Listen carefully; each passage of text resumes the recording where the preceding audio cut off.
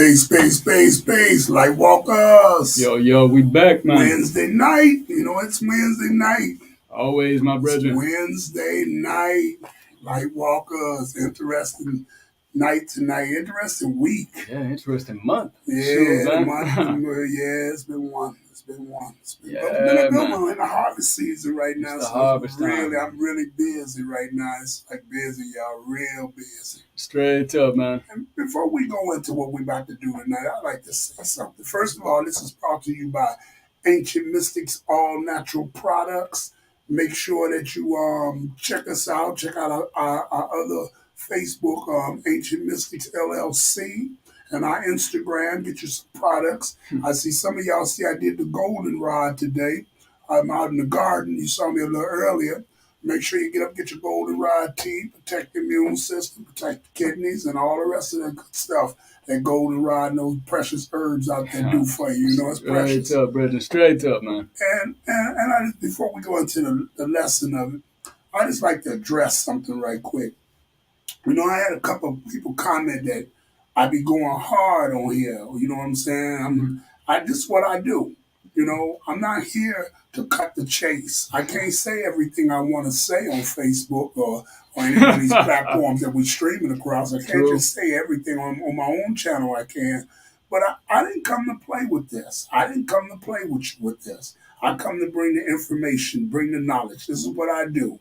And if you don't like what I say, you don't have to listen to it. But I come for those that want the knowledge. That's who I be talking to. I'm not talking to everybody. If it's not for you, because I heard somebody say, you diss some of the artists and stuff like that.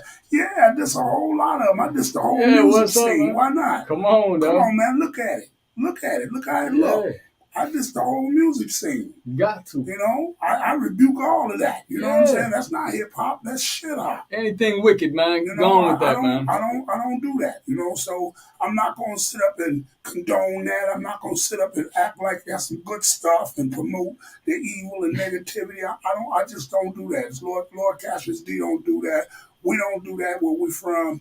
It just don't happen. So, if I offend you, then you need to get a checkup from the neck up. You know what I'm saying? You understand? And this is Take Note Production. So y'all know to take notes and research the information yourself. That's just what I want to say right quick. Now, what's the lesson for tonight? Yeah, man, absolutely, man. Well, like I said, we in the harvest time, man. So we're coming real close to the fall equinox coming up here on this Saturday, September the 23rd. So it's gonna be a lot of solar activity going on, a lot of different changes here on the planet Earth. Right. Equinox here Saturday. Yeah. We should sweat Sunday. Hey, man, you know what I'm saying? And the weather's supposed to be nice all weekend. We should sweat Sunday. Hey, That's something we should talk about right now. Straight up. We should sweat lodge Sunday on the equinox because the last time we sweated was on the equinox. Wow, man. Was on the spring equinox. How ritualistic, man. Mm-hmm. Yeah, that's something I'm gonna dive into that because I think I might fire the lodge up Sunday. Those that want to sweat with us, you know what I'm saying? Get up with me, DM me. We got the sweat lodge, so I think I'm gonna fire the lodge up Sunday on the equinox. Hey man, that sounds nice. You know what I mean? On the equinox, I'm gonna fire it up. Since we did it in the spring, we're gonna fire it up. We're gonna have fire church. Yeah, man. This Sunday, so that's gonna be a blessing. That's right, man. So don't forget, mark your calendar. Saturday, September 23rd is the fall equinox, man. You know what I mean? Everybody, it's time to get in tune because it's time to transition, man, of the seasons. You know what I mean? We're going to be diving into a different type of atmosphere. You know what I'm saying? You always talk about how the air changes up and such, and the pressures change up come fall time. That's why our bodies start to change with it as well, and we have to learn to adapt. So good time to get up with us in Ancient Mystics and get your wonderful herbal products, man. You know what I mean? Yes, that time of season. Get that apothecary stocked up for winter time. You know what I mean? Man. Better get it. We got the elderberries and all the rest of that good stuff. Y'all better get up with us. We're picking it out the field. It's going down. Fresh as it get, man, And anything from the region, man, you know what I mean? If you're up here in the region, anything from the region is going to be great for your allergies and for your body. We always talk about things that we always buying from China and Chinese medicine, this, that, and the other. We got our own medicine that grow right here in our front and backyards. You know what I mean? You better get up on it. Yes, got to, man.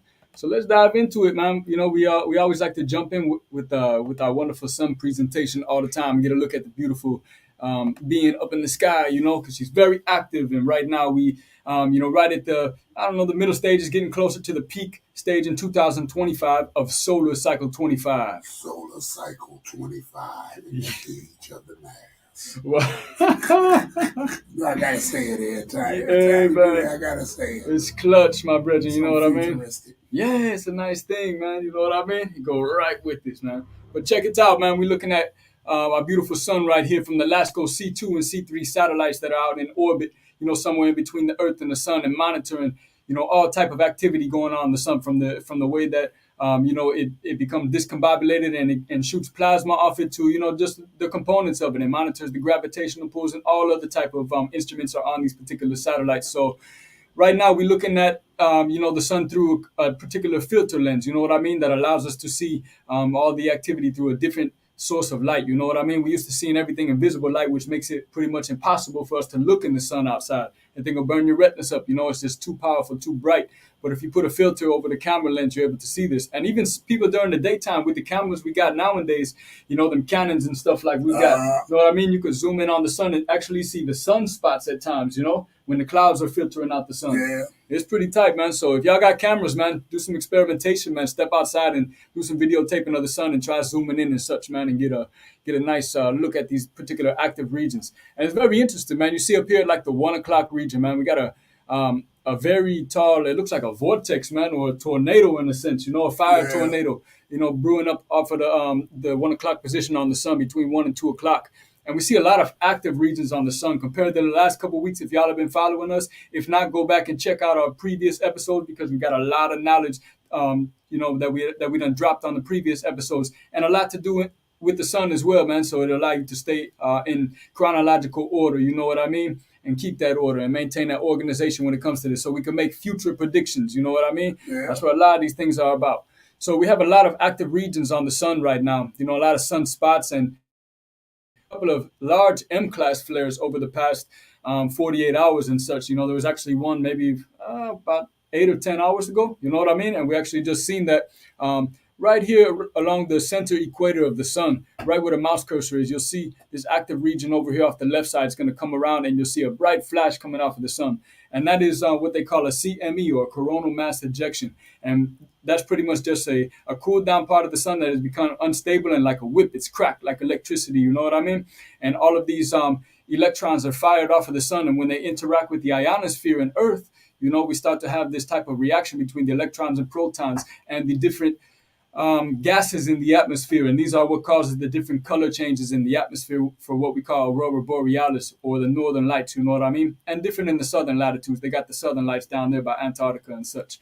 But we deal with a lot of those northern lights, and they'll start to reach down probably over the next couple of weeks with all these active regions down here into the latitudes closer to the equator, which I guess would be like Minnesota, Michigan. Maybe you could even see it over Lake Michigan, if you're in the Chicago area, or Midwest of Michigan and such, man. You know what I mean? So y'all keep an eye out, for some nice northern lights coming out. But, this is a very active time for the sun. We got to be mindful, man, because the sun, has a very impactful effect on our brains, man, and how we think, at a subconscious level per se, and with these changes in the hertz, if we know anything from our last episode, we talked about how the brain resonates at 7.83 hertz, the same as the normal frequency for the planet Earth. And the planet Earth is now, somewhere between 8 and 13 hertz, which is very unnatural. Kind of the same thing with the music and such, they tune the frequency up just a little bit, man, you know what I mean? And it did enough to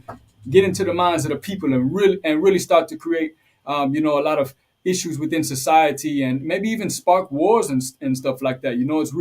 It's real powerful to theorize things like that, because with the activity on the sun and knowing that our brain is resonating at a certain hertz, when we have these solar these cosmic rays coming at Earth and interacting with us, it starts to have an effect on our hertz as well. So it starts to change, the thinking of the mind, or the pattern of the mind, could make you more prone to violence or suicide. We talked about, I think we talked about this, a few episodes back, but there's a study that was done back from 1954 all the way to like 1990. You know what I'm saying? And what they did, a team of researchers went out to this remote city in Russia called Kirovsk, and they monitored the activity of the people over that span of years. And what they noticed was during the heightened times of solar activity, when there was more CMEs and sunspots on the sun, there was a heightened tenfold, man, a heightened increase in the amount of violent crime, the amounts of depression and suicide rates. Oh, excuse me, man, I probably shouldn't have said that, but the S word type of rates, man. You know what I mean? The Trying to think of S word type of it's report. crazy. We gotta go to that, man. Man, but go ahead. Man, it's wicked. So yeah, just the heightening in violent crimes and robberies and a lot of emotional changes within the people, a lot of hormonal changes as well.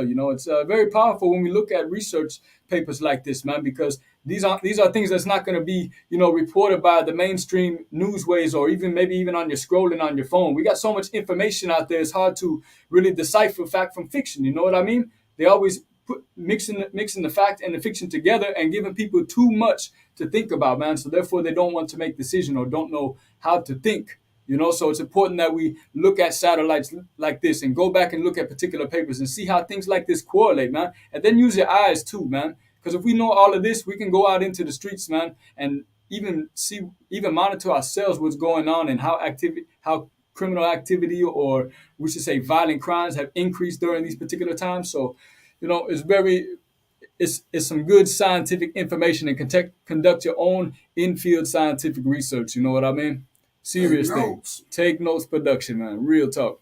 So yeah, man, nonetheless, very active time for the sun right now. And we're just going to keep monitoring it over the next couple of weeks through the LASCO C2 and C3 satellites, man. And yeah, just be mindful. We got a lot of M-class flares coming around the backside of the sun right here. So y'all be on the lookout. Probably got some M and X-class flares coming. The last one we had, roughly 48, within the last 48 hours, was a magnitude M8, you know what I mean, which is right below X flare. So it was very powerful, man. And yeah, just look for increases, man, as the solar cycle continues to reach its heightened peak in 2025. Serious thing right there, man.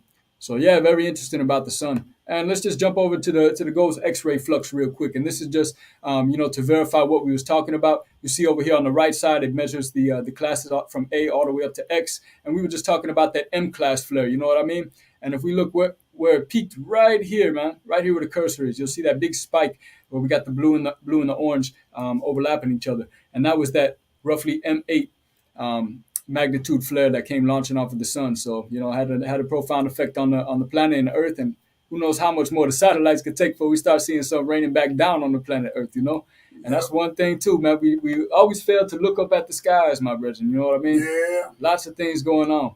So yeah, that was the X-ray flux right there, and we're just gonna take a quick look right now, as we do every week, monitoring the weather a little bit. We've seen a lot of hurricanes coming through in the past few weeks as well. We see that one off to the top right. I think that's Hurricane Ian that just came through. Nova Scotia and Maine, and then the upper states right there in the upper northeast, and brought some pretty heavy flood waters and high tides and such. Luckily, we was in the new moon stage, so we got a lot of we didn't get so much effect on the tides, because we was at low tide. So anytime we get the new moon, the tides are a lot lower than when the full moon comes around. Serious thing. So yeah, man, not too much activity in the weather and such, man. Everything's kind of stabilizing out. Up here in the Midwest, we got some rain and such, man. And wildfire smoke still creeping back in. You know what I mean? Wow. It's still getting foggy out there, man, in the daytimes, and the sun when it rises up in the rise. You know what I mean? The orange in the sky is just so beautiful. So you find the beauty in the ugliness, man. The wickedness as well, man. So yeah, man, we're coming out here and looking at this nice map of Earth right here, and we're looking at the different the different chemical changes in the atmosphere, man. And these are these are caused by a lot of winds in the upper latitudes and such, man. And we start to see, how the winds start to bring in the change in the atmosphere due to the wildfire smoke. So we see a lot more smoke at ground level, and we also see, a lot of weather changing up. To me, smoke in the atmosphere when it's mixing with the rainwater, that stuff's coming back down on us too. Like a sun on you. Yeah, absolutely. Like a resin. Just like so, man. Yeah, a resin on you. Right, man. We see like when for example, Mount St. Helens erupted back in the 80s, man.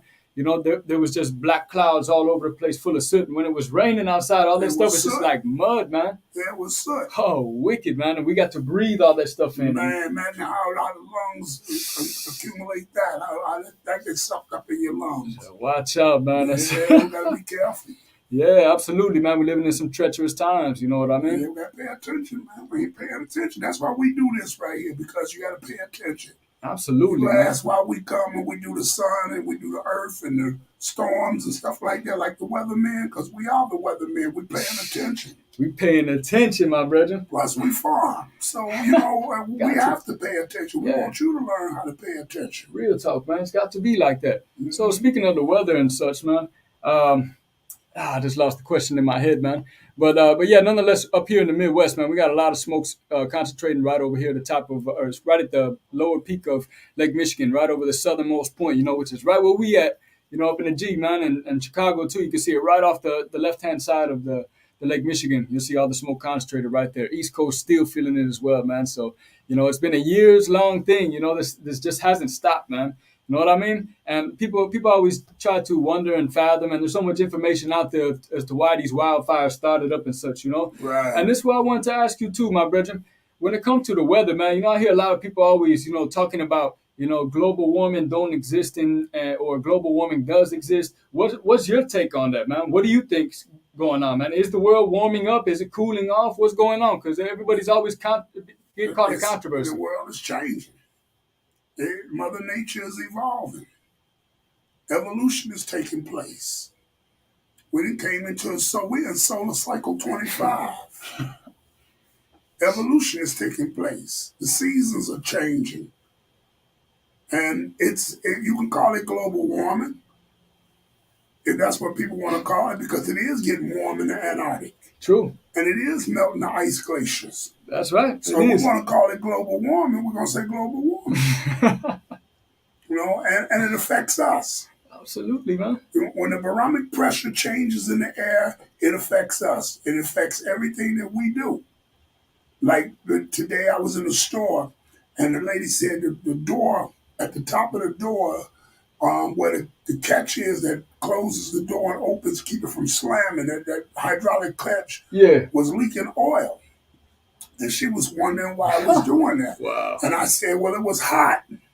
And now it didn't sweltered up and swelled up in the heat. Oh, shit. And now when the barometric pressure changed, the seal cracked. Wow, man. Just like right now, a lot of people experiencing brakes squeaking, True. hoses are busting on cars, belts are squeaking and snapping, Absolutely. because Man. these things were heated up. The molecules of these things were heated up during our summer months on the constant heat of the constant thing. And now that the barometric pressure changed, it changed the composition of that. Wow. And cracked seals, welt belts, and all kind of other stuff. Tires go down. You see, and if that's happening to the cars and machinery, what do you think happening to you? Exactly, man. It happens to you too. It's crazy, my brother, to think that something so small or so subtle can have such a profound effect, man, on such a sophisticated being like ourselves. And most people, they pass that stuff off, you know what I mean, as pseudoscience. Or you don't, you're just talking that mess, man. But hey, we like to dive deep with it, man, because we like to think under the table, man. Not everything is seen on the surface world, so you have to Yeah. dive underneath, man. You know what I mean? It becomes heavy, man. So yeah, nonetheless, man, we see all the wildfire smoke up here in the upper reaches of Canada, close to the Arctic. We never seen stuff like this, man. Maybe not in our lifetime of taking records of this stuff. Maybe it's happened in the distant past, but this has never been seen through these scientific instruments we got out there monitoring things, and obviously the darker the patch, man, the more wildfire smoke that's concentrated, or even that's where the wildfires are burning from. You know what I mean? Especially right up here above the Great Lakes, Lake Erie or so. And yeah, man, off to the right, we can see the wind directions, forming this nice hurricane. It's nice to see it in this particular format. Right out here, we see the wind circulating back up. And then we also see, the winds are coming down. Well, actually, it looks like the winds have changed now. So the winds are coming out of roughly the southeast now. Everything's circulating back around because of that hurricane coming through and discombobulating the upper atmospheres and such. So, yeah, a lot of activity coming up here over the next few weeks, and even just to finish out the year here, man. It's been a hell of a year already, dealing with, Yeah. atmospheric changes and different weather events and things going on in the world. And speaking of atmospheric events or cosmic events, we'll say on this one that's going to be going on is this particular total solar eclipse that we have coming up here. We got one coming up here October the 14th, and then Yeah. we have one coming up. I think it's April the 14th or April the 20 something. I forget the date. But nonetheless, this is the one that's coming up here on October the 14th. And if you look at the line right here, the path of the annual solar eclipse, it's going to show you that it's going to be in 100% totality over these states up here in the West Coast, man. So if you're down in Arizona and such, what's her name, Karen? Yeah. That's down in Our Arizona. sister Karen down Yeah, there in Arizona. Look up in the sky, sister. that's right, October Look up in 14th. the sky, October 14th. Mark your calendar. And this is something you don't want to miss. Straight up, man. And we've had two this past year, and now we got another one coming up right after this in April, Yeah. man. So yeah, it's been a very active year. They always talk all the different cultures and societies and tribes from around the world always talked about things like this happening and them having a significant impact on societies, whether or not it's the rise or fall of particular civilizations and such, and even them aligning with things like the equinoxes or the solstices. These are very important times, and we've just really got out of whack, man, when it comes to a lot of this stuff. But nonetheless, when we look over here, where we are here in the Midwest, over Indiana, Illinois, for those of y'all in this particular area, you see will be roughly 45% visibility, and that all depends on. So it's going to look like the sun split in half, pretty much. You know what I mean? And it's Mm-hmm. going to be pretty interesting. I got to see one solar eclipse now. I got to look at it through a welder's mask. You know what I mean? So that was real cool to watch that. I looked at mine through a cardboard box in 2017. We What you got it mean on a the lake cardboard? when they had a total solar eclipse, and you made a box with a mirror in it, so you can look at it from the box in the mirror, and the reflection come down, and you can see the eclipse. Wow, There man. was hundreds of people on the beach for that. That was in Chicago? Yep, Wow, man. 2017. We was on 63rd Street Beach. That's a In the middle of the powerful event, man. afternoon, it got dark like it was nighttime. And there's so many people out there that's just taking it as an entertainment or recreational type of thing when it has Right. such a more profound meaning than all of that, man. They don't understand what was really going on. Straight up, man. These things have been predicted years in advance. There's been Yeah. many scholars from years before that have predicted a lot of these events that are coming along in the Yeah. near future. And a lot of different. When we look at things like Machu Picchu, or we look at down in Belize and Guatemala. The Mayan civilizations down there, the pyramids, and how they're lined up for the equinox to come through and the light to shine down and cast the shadow of a serpent, or even lined up to catch particular solar eclipses to be able to look at these things, through some of these pyramids or some of these structures in this particular metropolis, man. So real interesting stuff, man. We could dive deep for days on all that stuff, but we call it take note production, man. So, we only got so much time to give you so much, so y'all need to go ahead and further that on as well, man. You know what I mean? And jump in the comment section too, man. Y'all always make sure to, chop it up with each other, drop some good jewels up in there. Sometimes we be getting some good gems in there, and we like to share them and such, man. So, yeah, y'all keep it up with that. So yeah, nonetheless, we got the total solar eclipse coming up here on October the 14th. So we'll just make sure to keep an eye out for it, man. A lot of activity going up in the cosmos and the solars. We got one more particular topic we're gonna jump on, and this is a new interactive map that I wanted to bring out on display today. And this happens to be just a map of pretty much the I don't want to say the Milky Way, but our particular position in the solar system. So it details some of the planets on here, and we could move around and check it from different perspectives, look at it from underneath, man. Move it around so where the Earth is in different perspective. But we see we got the Earth right here lit up in the blue, and you see these lines around here, these circles. These are their orbits. And we can go back in time and check out how the orbit has changed over the past so many years. We probably go back hundreds of years and such, or we could even go to the future and see where it's going to be astronomically in the future. So the reason I bring this up, man, is because one of our particular conversations that we're going to be diving into today happens to do with this comet right here called Bennu. And the name changed like 3 different times. The last name was like the name of it was like 1999, and then some letter and number coordination. You know what I mean? Uh-huh. And this particular asteroid has been moving particularly fast. You know what I mean? And it's making its second pass around Earth this year. Which is very rapid. Usually we see asteroids coming around, every year or a couple of years. Comets every 70 years and such. You know what I mean? And so it's very interesting, to think about what's going on here. But we say all that to say that the government or NASA and the government have reached out to Vatican City or the Pope, Vatican City, Rome, man, and have asked them, to give them help with identifying this particular asteroid. And it makes you wonder. We've been to this asteroid one time in 2020, and the sample is on the way back to Earth right now. Wow. But it just What makes is me it? wonder. What is What it? is it? What is it? And why are we reaching out to the Vatican? Why is the government reaching out to the Vatican, to ask this particular question? What is this? You would think that they have all this encompassed already because science and religion don't mix, right? The cosmos and religion don't mix, supposedly, right? Right. So it's very, I don't know. There's always a lot of trickery going on. So we always got to question the moves that we see. There's so much going on in the world, and we see on television that you'll see this for a split second, and they'll throw you another curveball and chat, the same word 20 I call times. it the big distraction. The big distraction, brethren. Hit you in the head with a big distraction. Straight up, man. We got all these asteroids, orbiting around us, man, or orbiting around the galaxy right here. But there's this one particular Bennu right here, and this one was discovered in 1999, which I guess that's where the part of the name comes from, 1999, and it says it was the subject of the Osiris Rex mission, which was, like I said, that particular orbiter that went there and touched down on the asteroid and took a sample off of it on the soil, or excuse me, took a sample off of the surface on October 20th of 2020.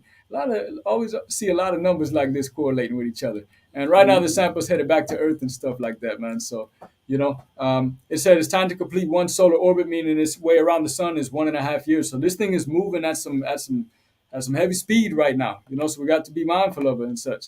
So, like I said, we got the next close approach coming up here real soon, man, here within the next couple of days or so. So we just want to be on the lookout. And then, well, this is pretty interesting too, man. I got to dive into this as well because the NASA, which I call never a straight answer, man, because they always so misleading with all the information. They just released some information recently that said that there's an asteroid that they just discovered that's going to supposedly make impact, with the power of 22 megatons. You know what I mean? Which is very explosive. That's like the equivalent to like 10 or 20 atom bombs. It's going to impact Earth in September of the year 2154. So I mean, I don't know how true this prediction is, but nonetheless, it's a piece of information to add to the puzzle. You know what I mean? And they just recently had a couple of missions where they sent us like a satellite out there, like a like a kamikaze mission to run into an asteroid and deflect its orbit so it doesn't hit Earth. Cause it was on trail to hit Earth. Not to have the most destructive impact, but nonetheless have a heavy impact. So they deflected that thing and it went off in another direction, and now it's just spinning out of control in a sense. So who's to say what's going to happen? It's a lot of weird things going on in the cosmos, that a lot of us have fell out of tune with, man, and forgot to look up at the skies about. We got a comet that's coming into play as well. Damn, I forget the name right off rip, but there's a comet that's supposed to be in the night sky all the way up until November or December. And if you look at sunrise out in the east off of the horizon, you'll see it. It's a green colored comet. Remember, we seen that comet. Well, I don't know if you've seen it, but a comet Neowise came around a couple years back. I seen that thing on the beach, man. That was a nice sight to see. You know what I mean? So yeah, let's just be mindful here. But nonetheless, it was very, very interesting that we that we had consulted with Vatican to see what's going on with this particular comet. Let's go there. Yeah, absolutely, man. So let's jump out of this, man. As you know, we always like to monitor the cosmos and the weather and this beautiful planet Earth. So y'all stay tuned every Wednesday for your grandson lesson, and always, stay in tune because we'd always like to bring a new lesson and new maps and new interactive features on here for y'all to enjoy and to also take notes, man. You know what I mean? And take that on and further the research, further the knowledge, man. Yeah, man. Give thanks. Yep. Speaking of that, like I said, they say we go hard. Tonight we're gonna go spooky. Spooky, my brethren. We don't pay attention to the sky and things around us, and the world. People have been desensitized. Oh man, heavily. Movies. What you mean by desensitized, man? Everybody always gets that word misconstrued, man. They have no sensitivity. They don't fear, or they don't look at it. It's just a normal thing now. Like killing. I mean, like all the violence that's going on. It's a normal thing. People in our neighborhoods have Wow. become desensitized to it. Yeah. You hear about it every day. You see it every day. It's around you all the time. So you're not left afraid of it like that anymore. You're cautious of it, but you're not more of afraid of it. You're desensitized. Oh Let's just wow. put it in that type of definition. And, we was talking about the Vatican and Vatican City, which is a government inside of the inside of the world government. Straight up. It is one of the biggest and powerfulest world government and the smallest country in the world. That's its own. That ain't no state like the state of Israel. That's like a country of its own Yeah. inside of Rome. They got their own government, their own police, Everything. their own banking system. Yeah, and they rule the world. Straight up, man, from that one small patch. And, they have technology. See, we think when you say Vatican City and the Pope and the Vatican cardinals and all the priests and stuff like that, we think it's just the Bible. The Bible. We think it's just the Bible. But it's greater than that. All these things were created so that you wouldn't know. Yeah. The great secrets. They have libraries underneath the Vatican that hold so much artifacts and information that's never been seen to the public and never will. The Vatican archives, brethren. They opened up a piece of it just recently to give you a little sample, a little taste of a little something. You know what I'm saying? Yeah. They're not gonna give you the real stuff. And to my people, y'all run around talking about Egypt or ancient Kemet. They got you drowned out in that. Oh, it's called man, Egyptology. There is no Europology. There's no Afrotology. There's none of that. It's Egyptology. That was created by the Vatican Straight up, man. to keep you away from the grand secrets. Oh, yes. So now man. you lost in Ptah and Ra, and you know something about it. You know what I'm saying? You lost in the deities. This is the Eye of Haru, and this, that, and the other, and all these things. We built the pyramids. No, you didn't. No, you didn't. Something far superior than the human life on Earth at that time constructed them things. I don't care what nobody say. Debate me about it. All you Egyptologists and Ankh wearers and Eye of Haru wearers, come and debate me about that. Let's sit down and do the knowledge with it. Let's take notes on this one. Straight up, man. Because they got us in a mind pickle, I like to call it. Yeah. Like having your mind in some pickling in a jar. Just sitting there floating around. That's man. all. And you're distracted by everything other than what's real over your head. Real talk, man. Now I'm talking about this because recently, I'm gonna let start like this. I was talking to some people. They like to get into them debates, philosophizing, intellectually, masturbating. Yeah, they say, man. And I brought up, I talked about the Vatican having a telescope called Lucifer. Yeah. Now this guy argued me up and down. Ain't no such thing as that, man. They ain't got nothing like that. That's something else. And I said, no, this is information. They have a telescope. Yeah, man. And just recently, NASA consulted with them to find out what's going on in the heavens. Something is happening. Yeah. And they're waiting on something. Why is that telescope in the Vatican? And why is it pointed at the Sirius star constellation? Why is it pointed up there? Why is it looking at planets like Nibiru? In that part of the galaxy, in that part of the solar system. Why are all things on Earth, telescope in Arizona, the one in England, the one in Russia, the Chinese, and all these people are focused on this one thing going on. Now we down on Earth living our whole life. Some of us our best life, some of us our worst life. But over our heads, there's something happening. Why does the Vatican have this telescope?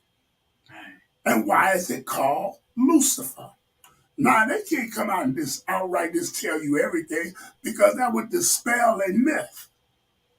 of a religion they created. And it will give you the real secrets. But for you Christians, in your Bible, in the book of Genesis, it talks about this. It tells you about how the sons of God came down and got with the daughters of the earth. Yeah, man. And created the Nephilims, the giants. Straight up. David slew Goliath. What was he? A giant. Yeah, man. All right? It even breaks in parts of books of Enoch in there.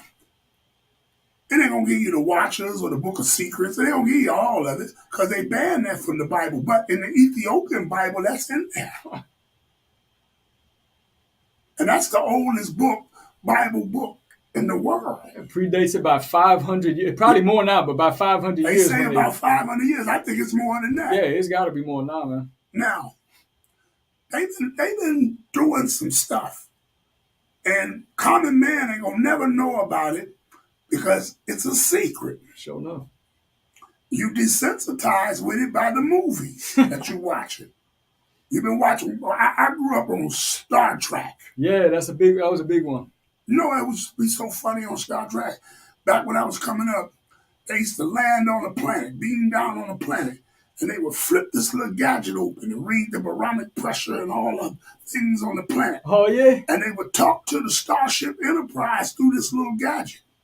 And then they would beam me up, Scotty, and everybody, and this little gadget they flipped was the flip phone. Wow, man. We had that same phone. Foreshadowing technology, man. You see? If you go on and study the accounts of World War II and what made the world attack Adolf Hitler, it wasn't about the Jews. It was about technology. It was about who was going to rule the world in technology. Straight up, man. Because he had far advanced technology than the world did.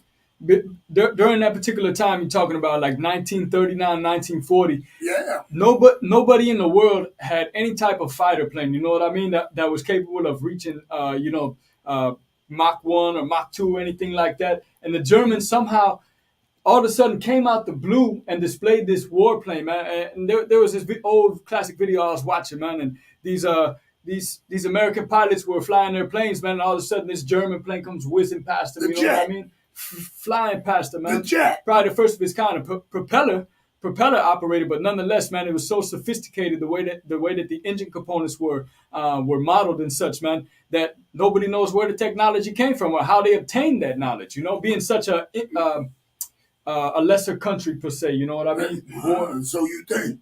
Yeah. So you think, man? Think they had a machine gun during World War One and parts of World War Two, the beginning, World War Two.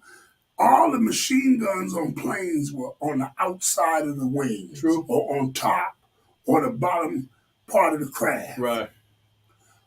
They had a machine gun that mounted right in the facial windshield of the plane, and it shot through the propeller with accuracy. No way. Shoot. Go look it up. This Take Notes Productions. I'm not here to pull nobody's chain or your leg or nothing. Do the knowledge. Yeah, Go look it up. They found the Stargate during that time. They had been all in North Africa. They had been all parts of Africa. Adolf Hitler sent General Ramos. Ramos went down in Africa. They was looking for the Holy Grail and the Ark and the Covenant. Yeah. I think they sent Benito Mussolini to Ethiopia to retrieve the Ark and the Covenant. You know what I'm saying? Yeah, man. And that's where the war between Italy and Ethiopia or Abyssinia came in, and His Imperial Majesty Emperor Haile Selassie I, I'm going to say his name again, His Imperial Majesty Emperor Haile Selassie I. Yeah, man, Rastafari. Man. He was able to take on the task. I was talking to some Rastas, and they get into this biblical thing about Haile Selassie, and nobody could ever break it down. They were going to Revelation 16 in the book of Revelations in the Bible. And they said, the Revelation 16 says, "Behold, I saw a strong angel proclaim with a loud voice, who is worthy to open the book? And no man in heaven nor on earth, neither under the earth, was able to open and read the book. And I wept much. And an elder said unto me, Weep not, behold, the Lion of Judah has prevailed from the root of David to open the book and loose the seventh seal." All right. When they start explaining it, they got this mythological explanation. But if you look at the reality of the explanation itself, that these people came, these forces came, and nobody was able to take upon these forces. Nobody was able to deal with it, to fight it or nothing. Wow. Nobody was able to open and read the book. And this happened in Ethiopia under His Imperial Majesty, who was found worthy to open and read the book. He took on the task to take on the Church of Rome. Wow, man. And if you go and study the battle, in I think it was November 1935, the battle going towards Addis Ababa, which was the capital at that time of Abyssinia or Ethiopia. His Imperial Majesty didn't want to leave. He wanted to stay and fight the long haul. He was ordered to leave the country. True soldier, man. Wow. There's a very famous picture with him on the anti-aircraft gun. He on the battlefield. He was firing at planes? He was firing. It's a whole story. Oh, little Haile Selassie, man. Yeah, His Imperial Majesty was able to take on the task. He opened and read the book. He was able to do it. No other country was able to take on. They were afraid of Adolf Hitler. They were in bed with him. But he started advancing, and they knew if he advanced totally, he would take over the world. Yeah, brother. Especially if the city of Stalin fell. Stalingrad. Stalingrad, yep. In the Battle of Stalingrad, they put all the Russians on the front lines, and then they aimed the guns behind the Russians. They had a whole set of guns right behind all the soldiers. That's the case if you turned around and ran, they killed you. Oh, wow. They shot you, excuse me, they shot you. They say too many words. I know, you never know what they flagging for. Yeah. They took you down. Wow, man. So they had the whole Stalingrad, the whole of the world. Now, the Vatican has these great secrets of extraterrestrials. Let's talk it for real. Everybody think that's something hocus pocus. I told you I was talking to cats. They talking about this Egyptology stuff.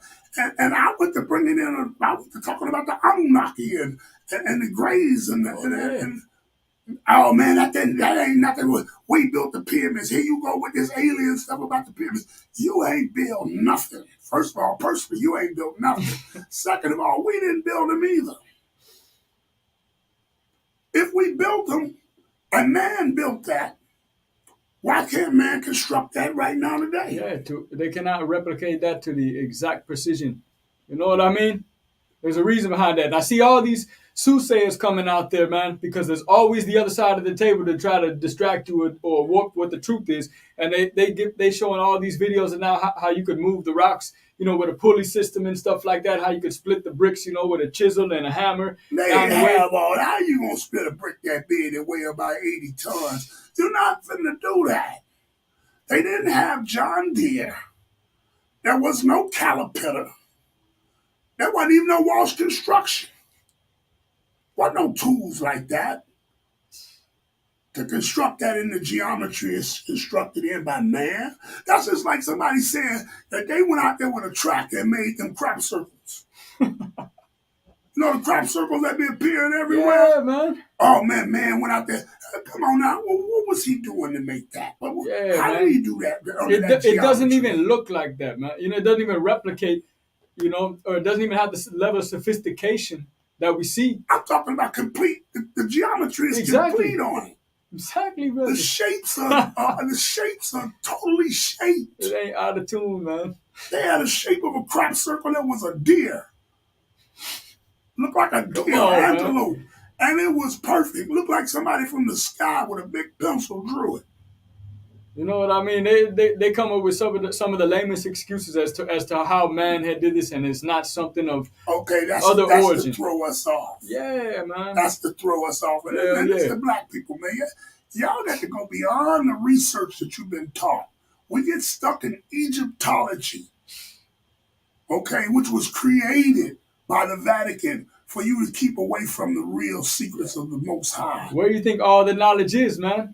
From ancient Kemet in the Vatican archives, man. Same with all the records from Alexandria, the Library of Alexandria, which didn't contain half the knowledge as it did over there. When they came Many to, other when they places. came to Timbuktu, the Greeks, to Africa. See, we don't want to talk.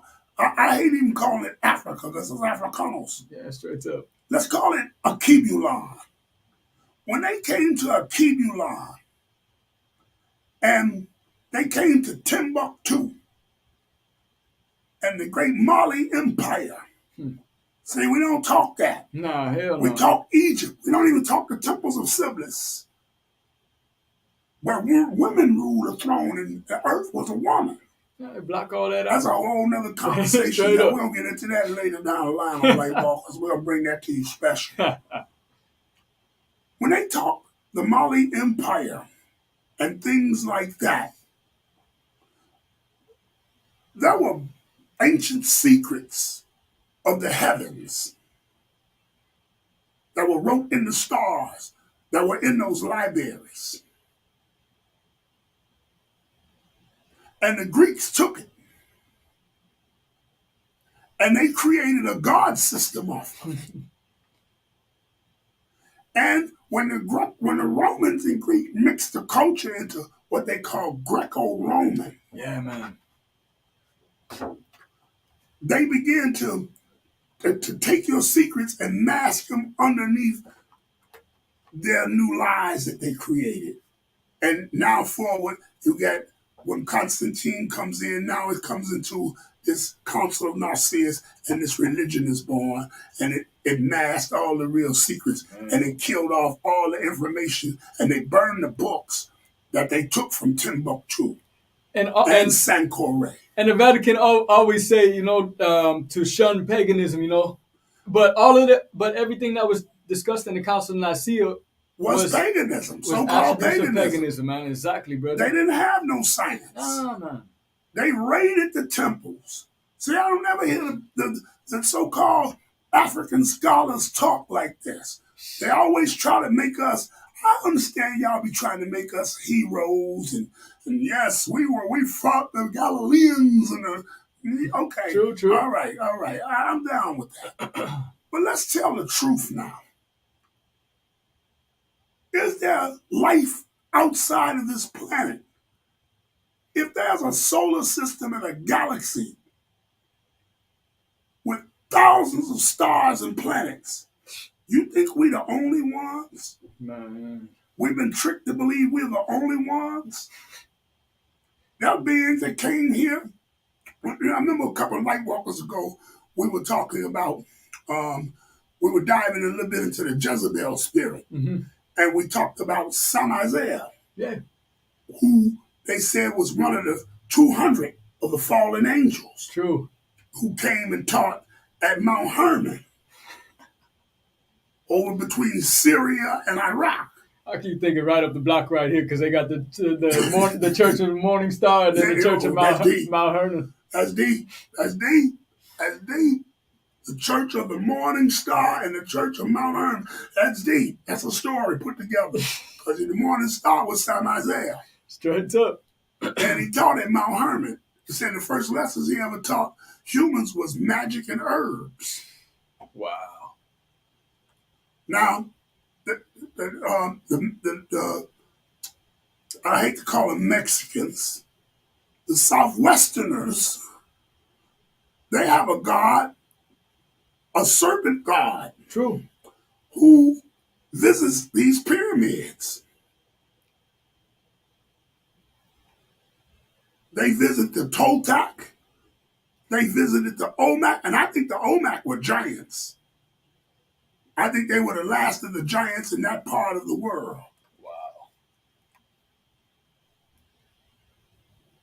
and they visit the Mayan culture, they visit these ancient civilizations, and they came and they taught them technology for them, goldsmith and ironwork, all the different things they were able to build and construct, mathematics and reading and sciences.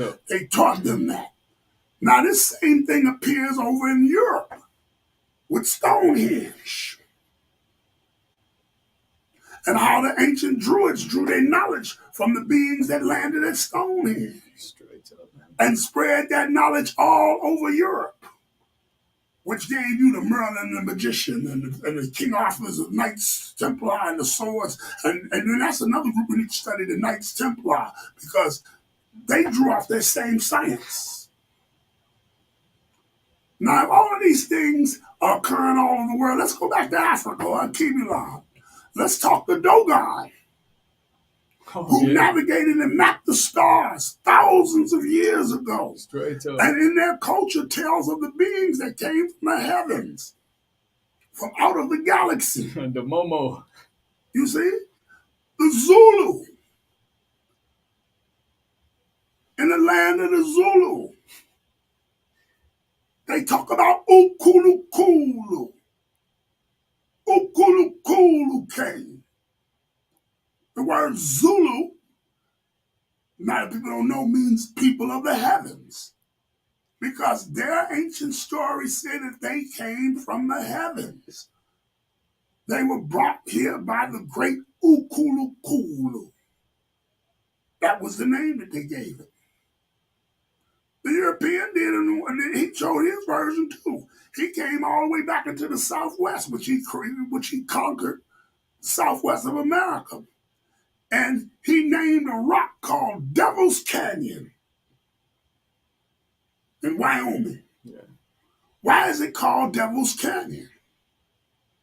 Because this was a place where these beings would come and visit and bring information and things to the planet and mine for things on the planet. They even took around and made the great Hopi Indians or Hopi natives of the planet, the indigenous. They celebrated those beings. They would have mass ceremonies at the top of the Devil's Canyon. The European turned around and made him a movie in the 1970s called Close Encounters of the Third Kind. And it was so funny when he made the movie that he used the prayers out of ancient Kemet called the Netaru. Come on, these things ain't by coincidence, man. No. And I bet most people that watch the movie don't know that, but even the Egyptologists, they don't understand when they say Nita Kaparan. What that say? That was one of the prayers of Anu. If you go to that book you read called Coming Forth by Day or the Light or the Egyptian Book of the Dead, the main papers in there are called the Papyrus of Anu, the Papers of Anu, of the Anunnaki, the Summonses of Anu, the Call of Anu. Now, these things existed. Why do we run around with this muck that don't exist? Because it seems so far-fetched in people's minds now. You've been desensitized. That's it, man. So when it does happen, you're just like, oh, for sure. You're not going to believe. And then you just keep it moving, you know what I mean? You're not going to, you're right. It's been happening all the time. They've been on Earth all the time. They're in society. They have bred into the society. Walking amongst us, man. Man, you know what I mean? Seen some people you know ain't human. Oh, some strange people out there, man. You didn't see some things other than AI. Yeah. And all the technology that we got, Bluetooth and all of this, and all this optic wireless and super solar technology and all. I always find it so funny how technology just took a leap out of nowhere. Man, jumped all over you. Know what I mean? And it's just like where did that come from? You know, that kind of defies evolutionary logic if we think it through evolutionary terms. You know what I mean?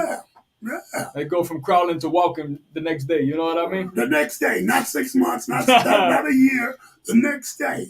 Nah, baby. They can grow a chicken right now. The chicken be a full-grown chicken in 2 weeks. hatched on this day, and in 2 weeks it'll be a full-grown chicken going down the assembly line to be cooked. Crazy, man. That stuff be blowing my mind, brother. How they created the GMO vegetables. Yeah, man. Where's technology coming from? To They're do not all this in a creating lab. that. This is higher information. And I think there will be a reason behind all this. Let's go a little cosmic here real quick, because if we think about traveling in space and stuff like that, you can't eat regular foods in space and such, man. So if there's entities or beings coming here from different dimensions, whether or not it's through portals on different energy or vortice points on the planet, or from space, you're not going to be eating solid foods. And we see the way that our society is going now. We're producing everything in a laboratory to where it's almost like freeze dried, or consistency that could be easily digested in the belly. And what would be the reason for that, man? Do they have an objective to be prepping people to take them to another place? Hey, man. Know what I mean? You're a Lightwalker. This called take notes production. That means write it down and research it. Straight up. Because it's right in front of our faces. But people have been so distracted, and the distractions are so heavy of the common rat race that we live, that we can't see these things. And they slip it in the news every now and then, but we don't pay attention because we're so distracted with the violence that's going on in the news and the politics and all the other false narratives that's in the news, that when they slip that in there, we just throw that in the pile of information. And you remember, we are in the information age. Yeah, we are in the year so-called 2023. Don't forget it. 2 and 3 is 5, plus 2 is 7. That is the completion of the age of Pisces into the age of Aquarius, or the information age, the age of enlightenment, where information is traveling 50,000 times faster than it's ever traveled. Technology is at an all-time high. We're at 5G. The brain is having so much trouble keeping the download going. When it get to 10G, I don't know what we're going to do. If we make it there. Straight up. If humankind make it there. Because you can't even handle 5G got you social distance apart from each other, meaning your mind is in the computer. Absolutely. Some people's whole life is on this computer.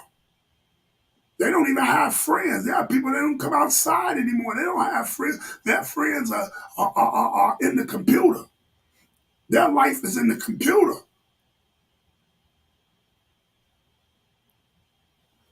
The attention is in the computer. So is this thing of extraterrestrial?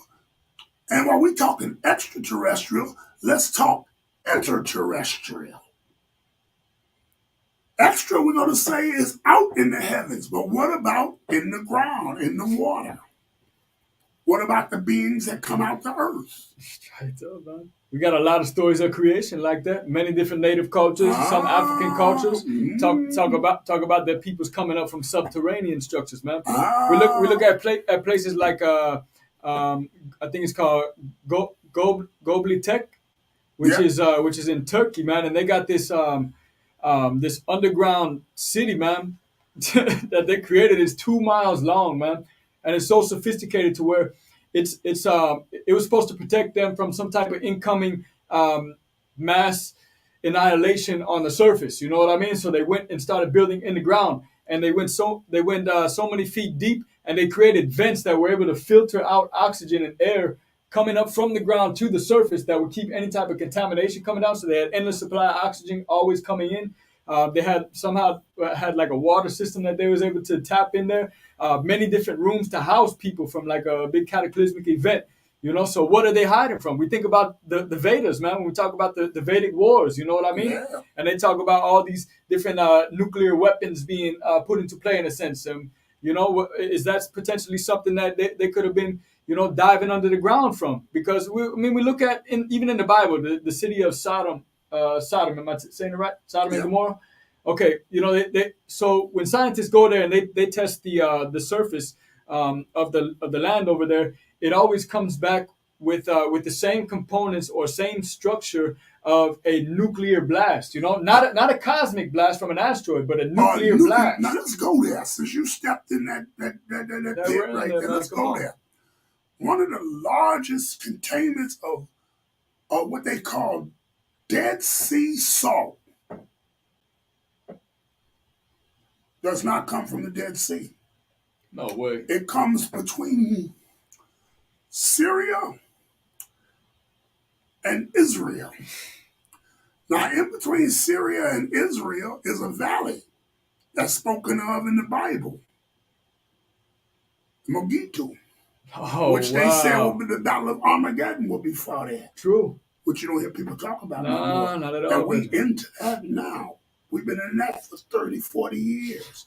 Actually, they've been fighting that same war for 2,000 years plus. The Crusades? Yeah, that's Oh, going on wow. right now. All you have to do is look at the Muslims and the Jewish companies, countries, how they react. This has been going on for a long time. This ain't new. Straight up, man. And that battle, the Megiddo, is in the middle of that. But Sodom is on the other side and Gomorrah.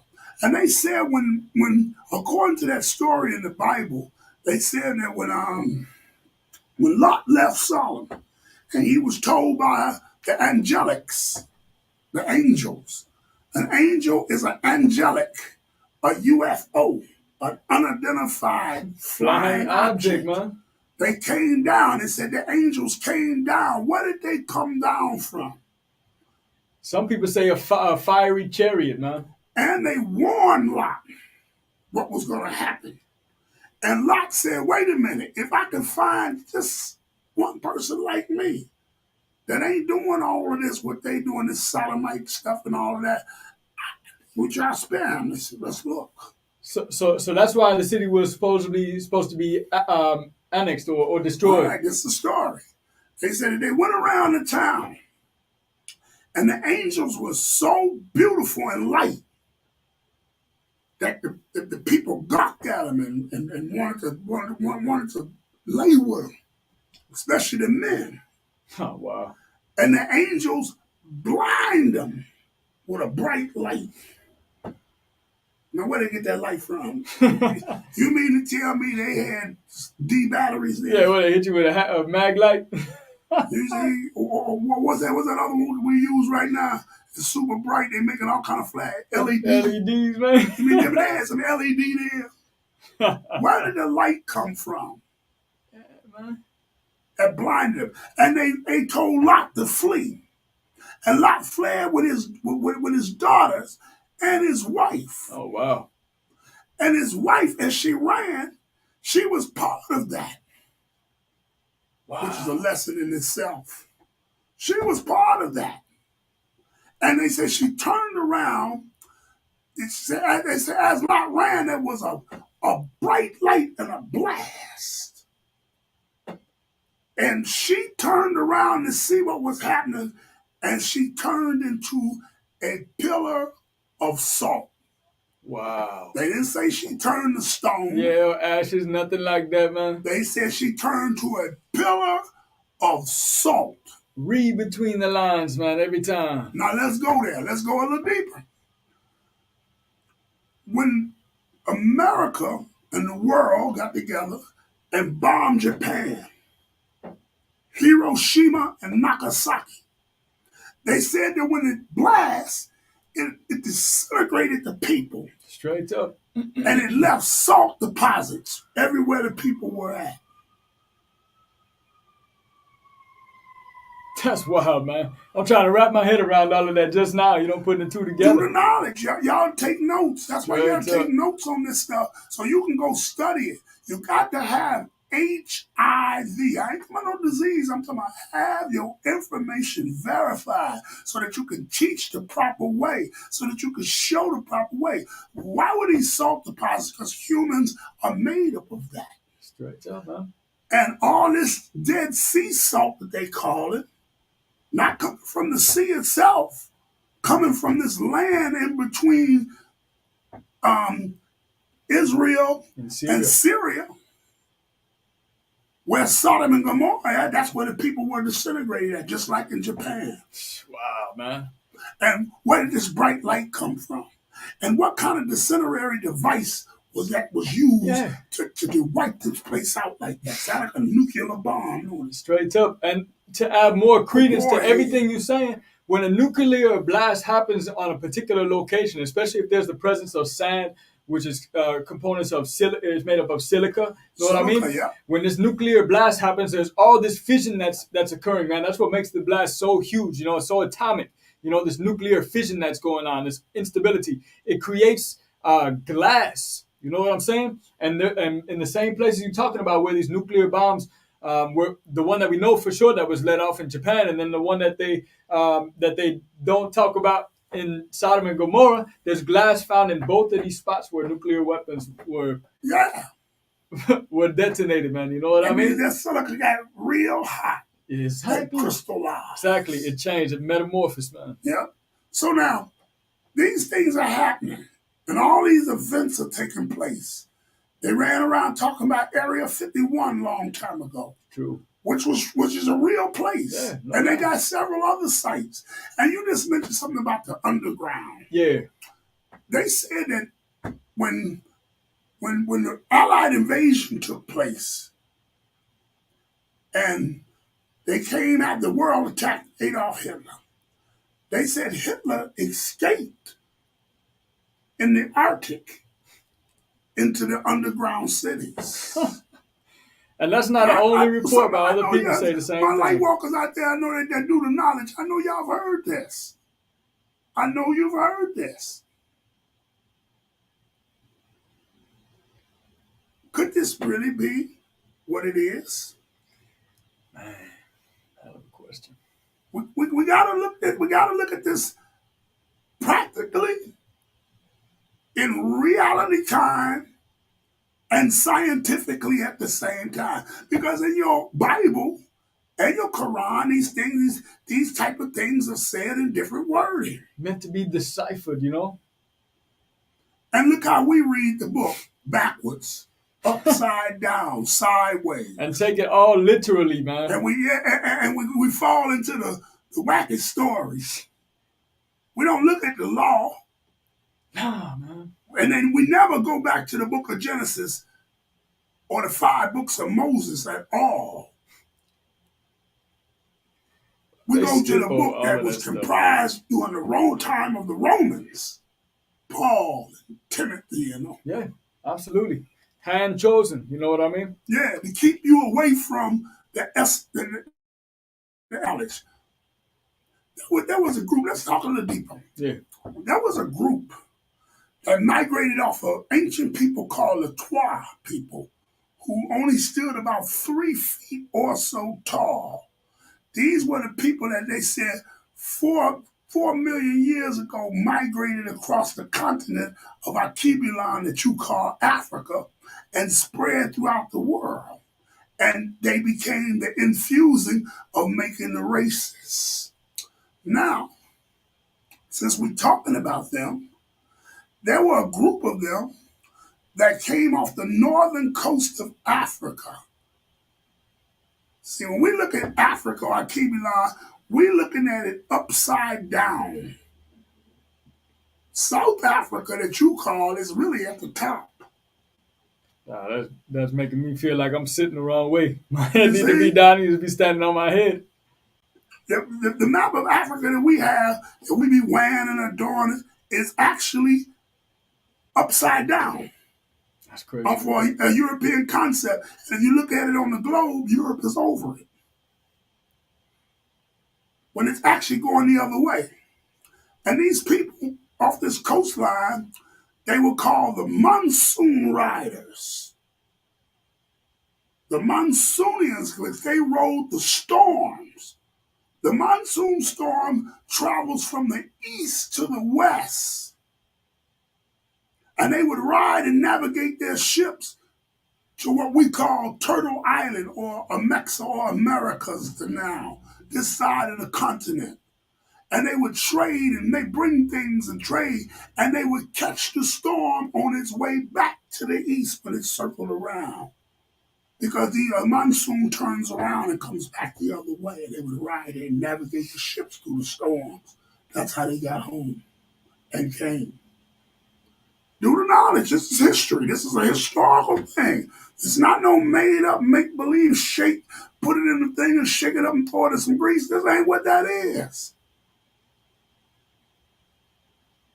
There is so much information. So much information. We don't really have time to sit back and do foolery, to be looking at dumb stuff, to be looking at the rappers and recording artists pretending and paying attention to Atlanta and this and housewives of the rich and stupid and all these distractions that they put in, and all of this science is going on around us. Straight up, man. Certain bugs that we call bugs, insects that are on the planet, are alien in nature. Let's name one that's most alien of nature that y'all don't know what it is. The praying mantis. Study the origins of the praying mantis and why the Chinese looked at it in the fighting systems. Study the structure. Scientists about 20 years ago were talking about the praying mantis had a language. I caught one time. Tell you a little story I had. I caught a praying mantis. I had a store one time, and I came out the back door. When I shut the back door, and there was this huge praying mantis about that big on my back door. Huge, man. And I had this big glass jar. And I went, like a kid, I'm gonna catch it. I put the glass jar on it and it walked up in the jar and I heard him slid a top on it. And I'm looking at it. I could have sworn that praying mantis got close to that thing, to the glass, and he was like this, and he was talking to me. And you ought to saw his eyes. His eyes was like they was fixed to me.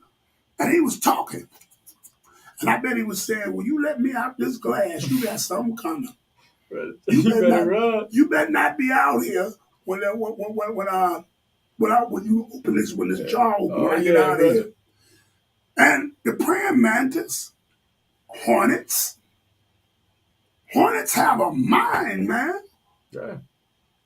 A hornet's not like a bee, and it's not like a wasp either.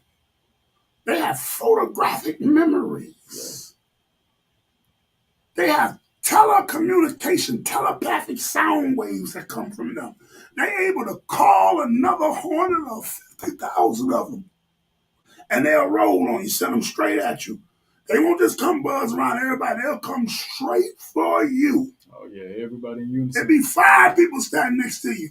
You're the only one that swatted him or caught him, and he got loose, and you knocked him down, and he whistled, shh, get him, and they come directly at you.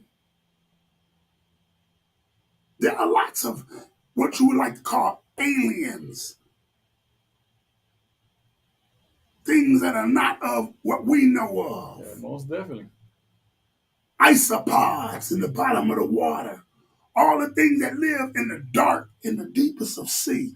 And mankind has never been to the bottom of the ocean or the sea. You have never reached the top of the heavens, and you have never been to the ending of the sea. As above, so below. Lightwalkers, holler at me. Holler at me. If you see these theories, and you've been watching this stuff too, because our Lightwalkers we be watching some things. We are tuned in. You see, and I'm telling y'all something. If them things do, if aliens do come back, I'm going with them.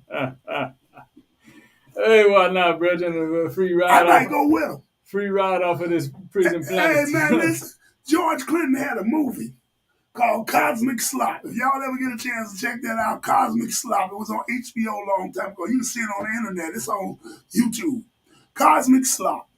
And they had the first episodes, like trilogy of stories, 3 stories. The first stories was about the aliens coming back and wanting all the black people. They said, if you give us, told America, if you give us all the black people, we'll clean up the water, we'll clean up the air, we'll give you gold. They made the Statue of Liberty pure gold. They had one scene where the spaceship came and pulled all the trash out of Lake Michigan. Lake Michigan was pretty, and them people gave us up. They didn't play no game, but they gave us up. And the man kept telling them, If we convince the people, these people, the white people, that is we going to a paradise greater than what they got on earth, they ain't gonna let us go. They couldn't convince the people. It was a great movie. It's called Cosmic Slop. He might have had some foreshadowing in that too. He might be predicting the future. Hey. When they talk about the melanation and the melanated beings, you want to hear something else? Since we in that alien sphere, the cannabis seed. Yeah, They said the cannabis seed came from space straight up. to India first. Now people say, get out of here with that. Yeah, you better go study. You better go study how sacred the seed was. They said the seed was so sacred that they were sprinkled on the ground at the grave of King Solomon, and stalks of plants grew that was so big and huge that they had never saw before of fruit. They was anointing people back in the time of Jesus or Yeshua or Christ, whatever you want to call them. They was anointing people with a cannabis oil, man, a hemp oil, man. You know what I mean? Now, why were they using that? Because of the specialty of it, of the origin of the plant itself. They said when you mark the people with the oil, and this is just me thinking of how it works biologically, but the oil seeps into your skin, the biggest organ on the body, and if it's got activated THC inside of it, it's going to be going inside and doing something to the mind and giving you that the open mind, the higher heights that the ganja give you, Yeah. And that's what's very interesting about that. They used to burn it in India for incense, here in the States with the native tribes, in Africa, in Europe. I mean, it's a worldwide cultivated. And they say that the origin of the seed is from the galaxies. This was a seed that traveled here. Now, if y'all heard this, give me more information on it. That's why we call Take Notes Productions. Write this stuff down so you can begin your own research. Knowledge is the key. Straight up every time, brother. So, why is this telescope in the Vatican called Lucifer?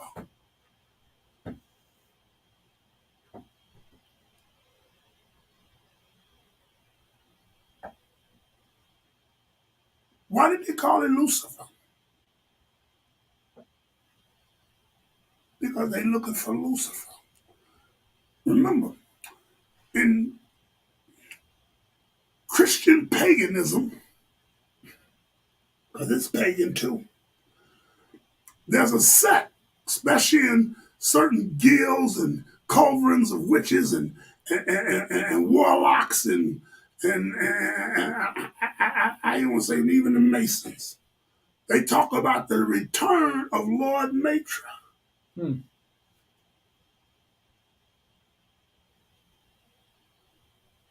You see? They talk about the return. That this being is going to come back to the planet to redeem mankind.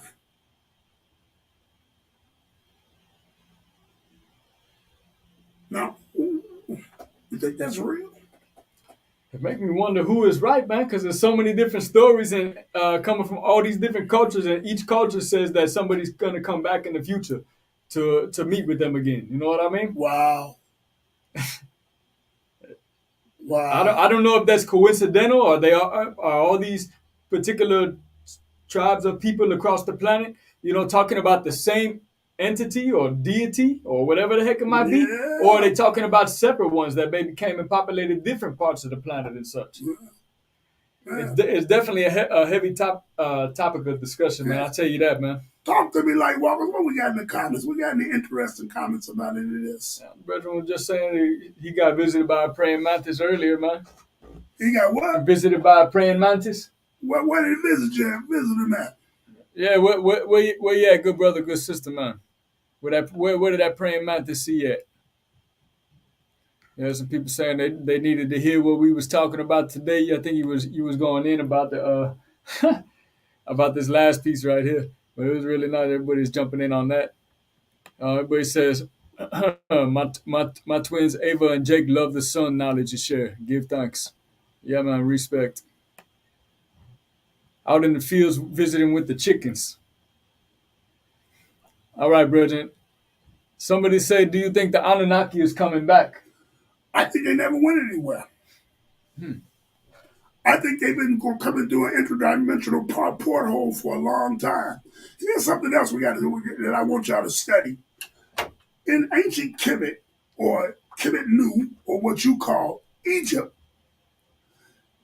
they had found in the I think in 1907, what they call the Black Mirror.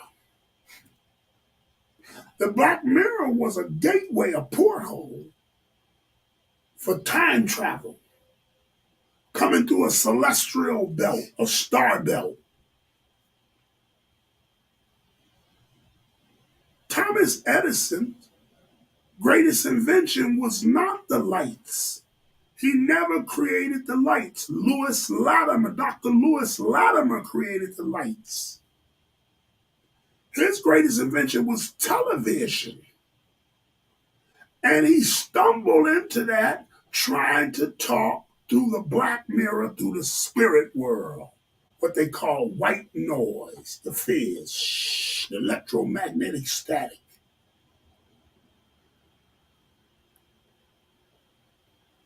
Go look at the movie Poltergeist. It showed you that. And many others. Now our phones, the handheld black mirror that you carry now, your phone, when it's off, what is the black mirror? It is the connection into dimensions through technology. Now you're able to be served a plate of AI through the black mirror, through technology.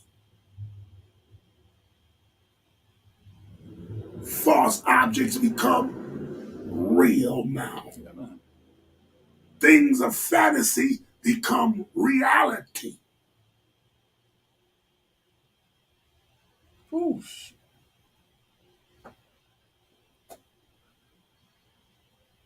Talk to me now, because we have to, To, Lightwalkers, to, we have to walk this thing here, y'all. This is real.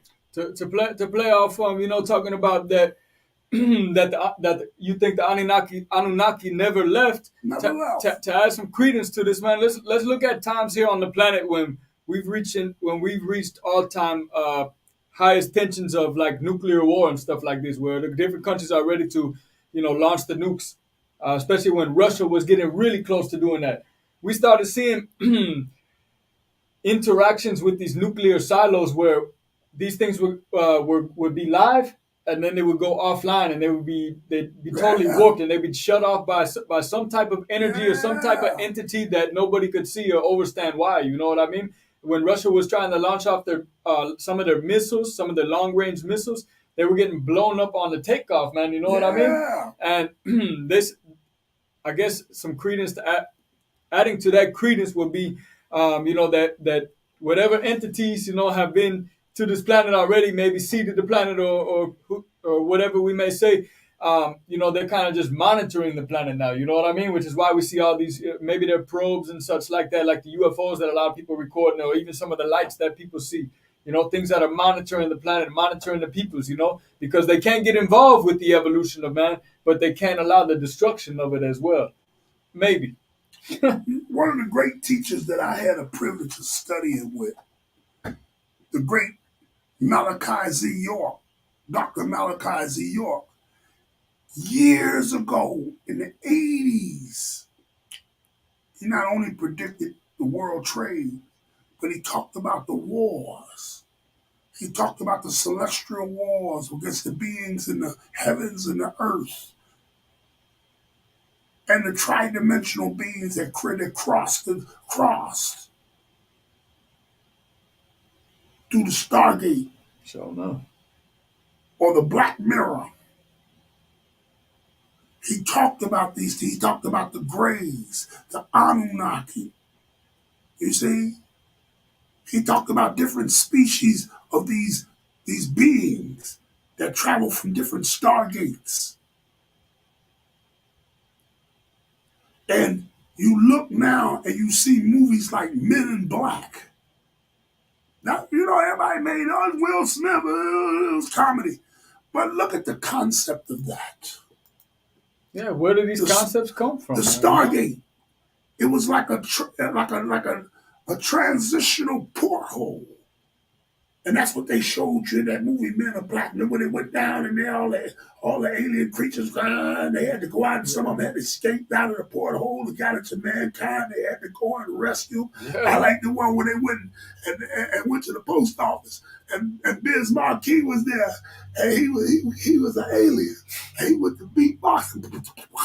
That was the coldest one to me when you gotta see. But this showed that he talked about these things. This is not new. The gods of Egypt, they came and appeared to people. So we have to learn to do the knowledge now and look farther into the research of this. I want my Lightwalkers to start learning how to research, so you can do the knowledge. We got this subject because right now as we speak, scientists in the Vatican are peeping into the heavens. And they're looking for something. They're waiting on something. And why is the Vatican hooking up with science? And you mentioned NASA. NASA was the Nazis. Yeah, straight up, Those man. were the Nazis that escaped World War II and went into South America. And some of them came to the Americas and they built NASA. So what are they looking for? Why is the Vatican teamed up with NASA? And the Russian space agencies and the Chinese and all these telescopes are focused towards one geometrical or geometry scope, a hole that they're looking into, waiting on something to come out of it. Straight up. Y'all make sure y'all do the information. Remember, join us. What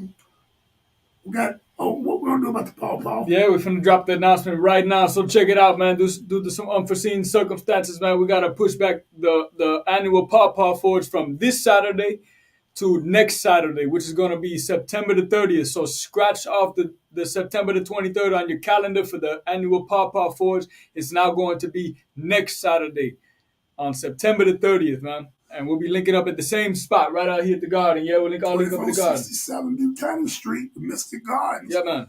Also, the solstice is the equinox. I'm sorry, Saturday. Is Saturday. We might sweat Sunday. If I get a couple of people in the DM that want to sweat, go to the sweat lodge with us. We're gonna fire up the church. Yeah, man. Also, coming up October 14th, the day of the eclipse, we are having our mystic party called the Green Party Social. This is one you don't want to miss. And we're going to build on it. Matter of fact, I'm going to bring the telescope out. We're going to build on this one. This is going to be a good one, y'all. Let's get some clear skies, man. It's our version of a farmer's market, an herb fest, some classes, some healing, and some other great things. Good music, good fun. Everything's going to be at 2467 Buchanan Street, Gary, Indiana, at the Mystic Gardens. It's going to start at 1 o'clock, rain or shine. That's right, brother. All right, we got something for the rain. All right, this has been another adventure of Lightwalkers on Wednesday nights. Thank y'all for joining us. This is Lord Cassius D. And your brother Chris Lyon. And until next time in the galaxy, peace. Lightwalkers.